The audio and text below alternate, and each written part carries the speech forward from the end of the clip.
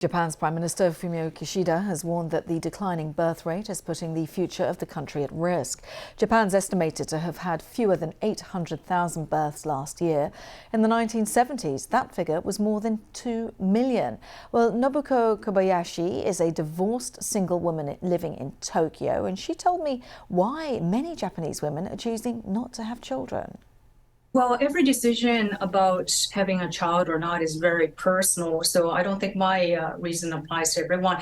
But I do think that there's a general reasons. Maybe I can distill into three. So one is a financial reason because tuition and after-school costs a lot. So having a child is financially burdensome for people. Second, I would say is a career reason. And that applies a little bit to me as well, because the prime time for women to have children, that's also the prime time to advance your career. So you put off having a children to advance your career. Thirdly, and I think this is a under-investigated area, I think people today have many life priorities. So marriage is one of the priorities, but not as high as before. Having children, not as high as before. And there are many competing priorities for your time.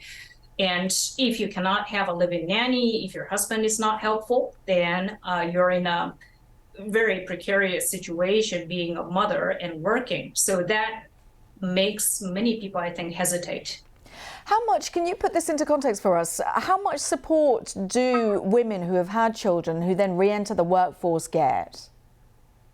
Well, it depends on the employment and then the type of employment you get. But if you're a full-time working mother, if you're lucky with your employer, you may have child care facilities. If you're not, then you're scrambling and you're juggling, probably with your husband also working as well. So to Japanese husbands' credit, there are more and more men who help with the child care.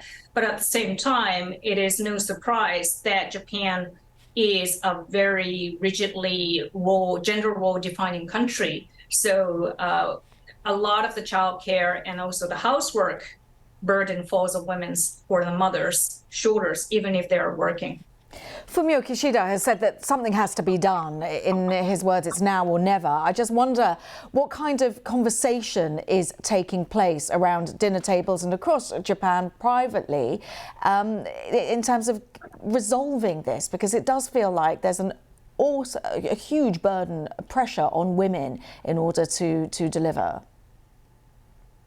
Absolutely. I think some of the financial burden can be alleviated. There are many subsidies, and increasingly so, for having children and medical costs, or the one-time subsidies that you receive at birth, for instance.